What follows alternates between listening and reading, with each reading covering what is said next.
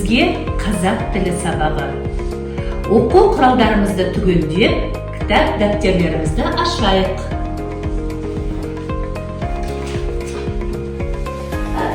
Сабақты бастамас бұрын мен сендерді ортаға шақырғым келіп отыр. Шаттық шеңберін жасап алайық, иә болар?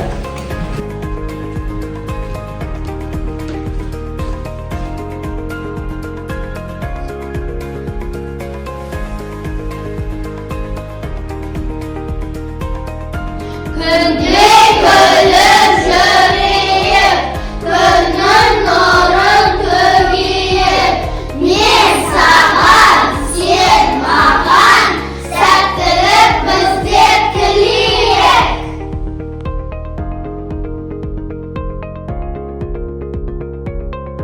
Сабақты бастамас бұрын топқа бөлініп алайық. Қай тақтаға шығып, мына кітапшаларды таңдап алайық балалар.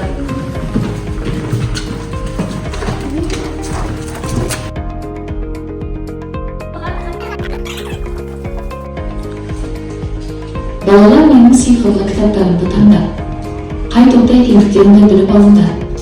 Әр кітаптан шыққан сөздер арқылы достарына жылы тілектеріңді жеткізіңдер.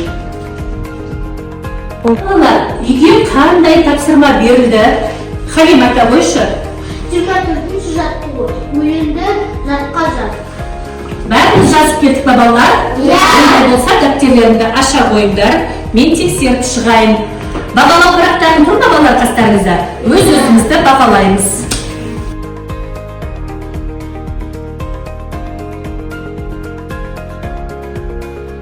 Ондап келіпсіңдер, бағаларыңды қоя қойыңдар. Әдісі арқылы бағалаймын. Қоржын әдісі арқылы өткен сабақты пысықтап жіберейік, балалар.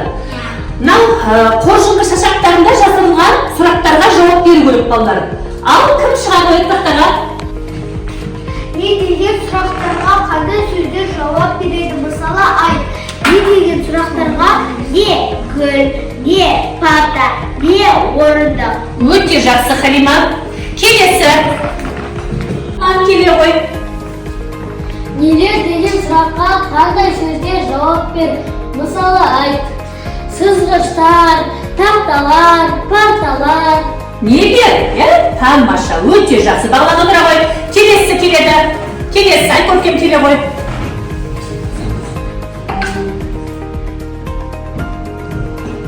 Келе ғой, көркем.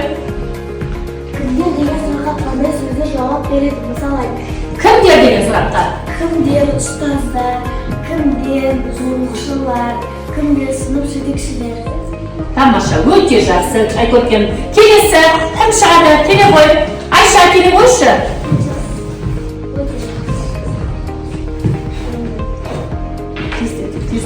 Аты сөзді тап, сол бачақ кел. Артық сөзі тап дейді. Кел. Кел. Тамаша, өте жақсы. Айша, келесі. Нұрасыл, келе қойшы. Нұрасыл.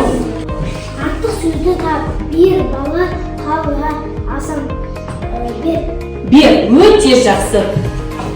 Отыра ғой. Келесі, шыған Айсере келе ғой. Айсере. Артық сөзді тап, көз ұшты тарас, ұшты. Ұшты, өте жақсы. Өте жақсы.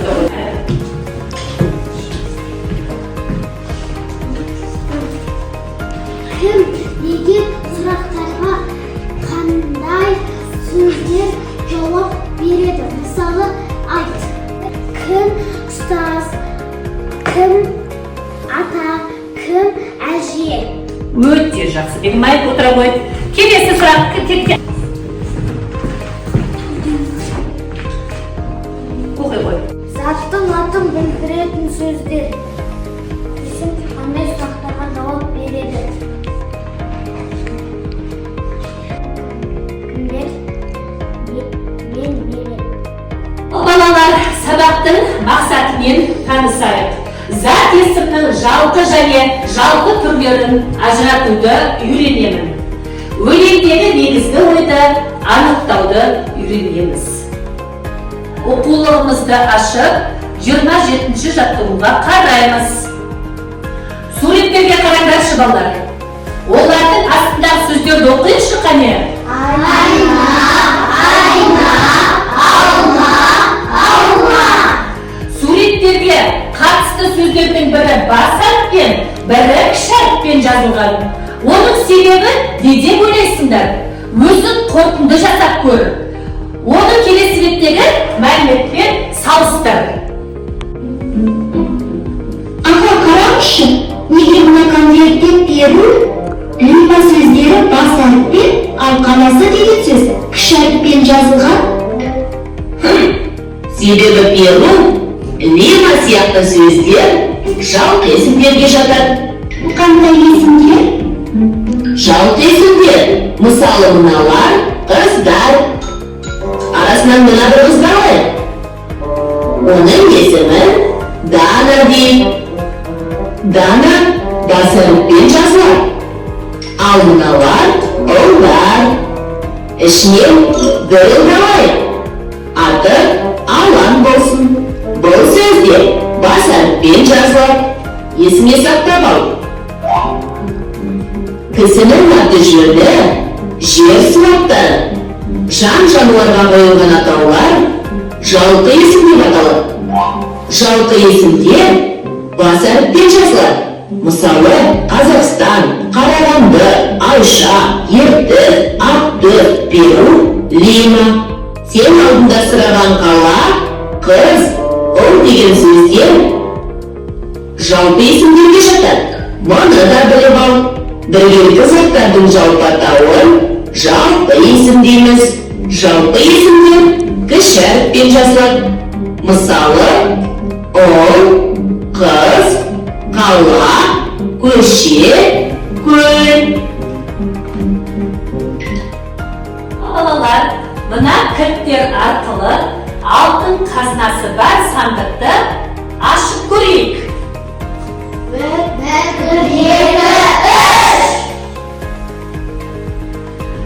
Бүгінгі жаңа сабағымыздың тақырыбы жалпы және жалпы есім.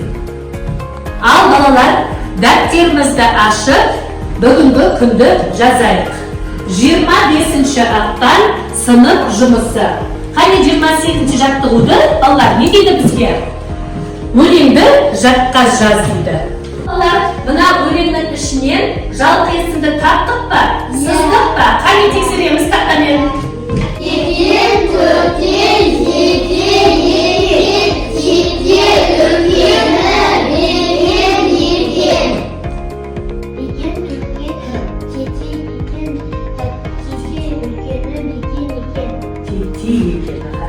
Ал балалар, 29-шы жаттығуға қараймыз. Өлеңді түсініп оқы дейді. Ал кім маған оқиды тақтаға? Кім шығады? Айзере келе ғой.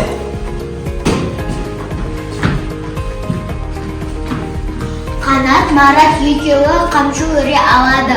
Жаныр, Тағат екеуі тамаша салады. Самат, Сағат екеуі төгілтіп кешептеді. Жанат, Марат екеуі кейін кешеп тігеді. Балаларды өнерлі есептеп көрсем енді.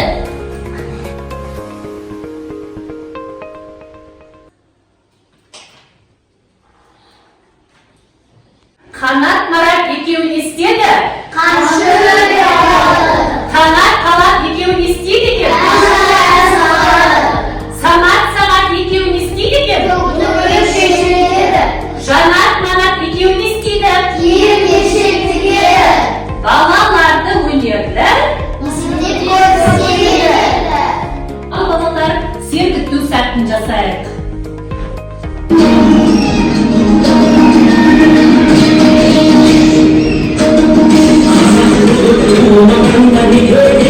Жалғаннан бақыт таппай өтейін, сендей жүрек жылқыныңдай жалғанда, таламаңда ақоз тұрмай кетейін. Қазақ болып туылмағанда кетейін, өкініштен өртенеден өтейін.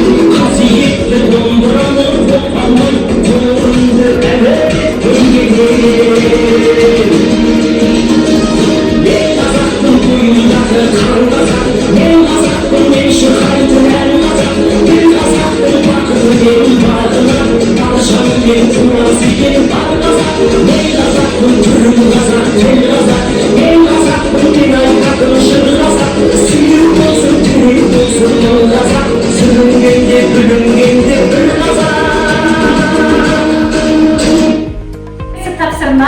30-шы жаттығуға қараймыз.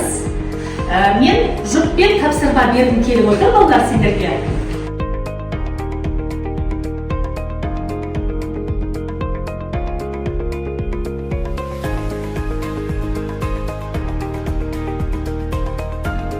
Ал балалар, торсық әдісі арқылы мен сендерге жеке жұмыс орындатқым келіп отыр. Алдарыңа мынандай тапсырма беріледі балалар. Жалпы және жалпы есімдерді сәйкестендіресіңдер. Жалпы және жалпы зат есім, кісінің аты жөні, жер су аттары, жан жануарларға қойылған атаулар жалпы есім деп аталады. Жалпы есімдер әр уақытта бас әріптен бастап жазылады екен балалар. Мысалы, Әсел, Алматы, Іле, Құтжол, мінекей осы атаулар бас әріптен бастап жазылады екен.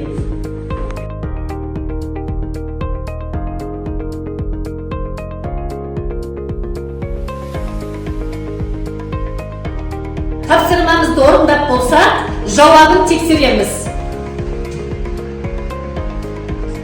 Сіздерге мына тапсырма берілген болатын. Жалпы және жалпы есімдерді сәйкестендіру. Ардақ жалпы зат есім, Қаратау жалпы есім, Ақтөс жалпы есім, Алматы жалпы есім, Жәнеке жалпы есім, жалпы есім көл, Оқушан жалпы есім, Өзен жалпы зат есім, Қала жалпы есім, Қыз жалпы есім. Ал сендердің де жауаптарың осылай шықты ма? Тамаша, жарайсыңдар олар. Есіңдер, бағалау парақтарына алдарыңды қойыңдар. Ал топпен жұмыс жасаймыз балалар. Асық әдісі арқылы мына тест тапсырмаларын орындаймыз балалар. Мен бірінші жалпы есім тобына сұрақ. Жалпы есімді тап. А. Ауыл, Б. Алматы, В. Құтжол, Г. Астана. Ауыл, тамаша. Өздеріне 4 балл қоя қой. Екінші тапсырма жалпы есім тобына. Жалпы есімді тап. А. Емен, Б. Құс, В. Ажар, Г. Көше. Ажар, жарайсыңдар. Өздеріне 4 балл қоя қой. Тамаша. Үшінші сұрақ. Жалпы есім тобына. Тарас сөзі қай топқа жатады? А. Жалқы, Б. Жалпы.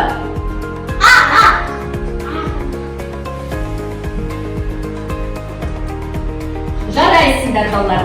Өздеріне 4 балл қоя қой. Төртінші сұрақ. Немере сөзі қай топқа жатады? А. Жалпы, Б. Жалқы. Тексерейік. Жарайсыңдар. Өздеріне 4 балл қоя қой.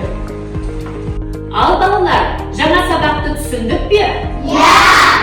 Ал ендеше олай болса, вот-бол әдісі арқылы жаңа сабақты бекітейік.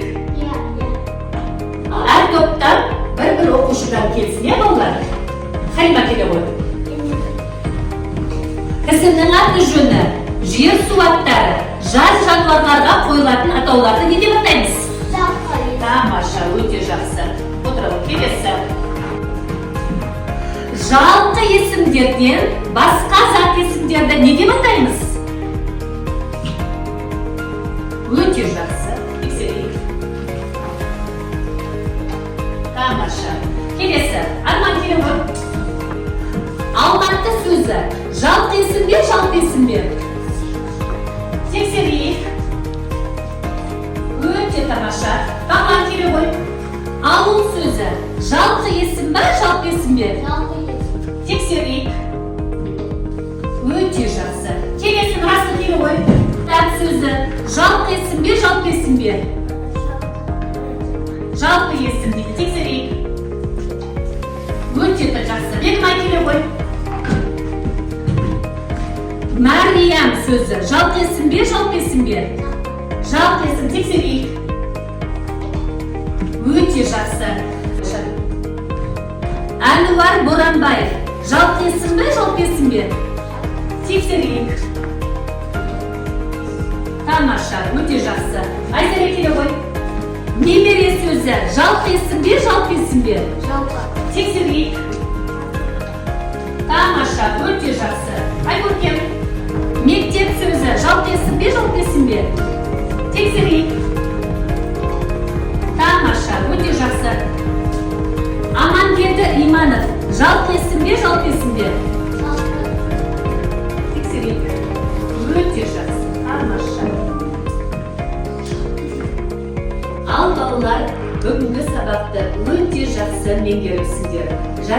білесіңдер балдар.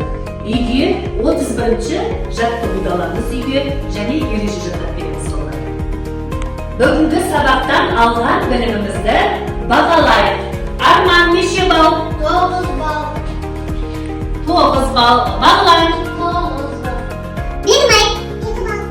Nuraso 10 bal. Tamasha Azire 10 bal. Tamasha Halima 10.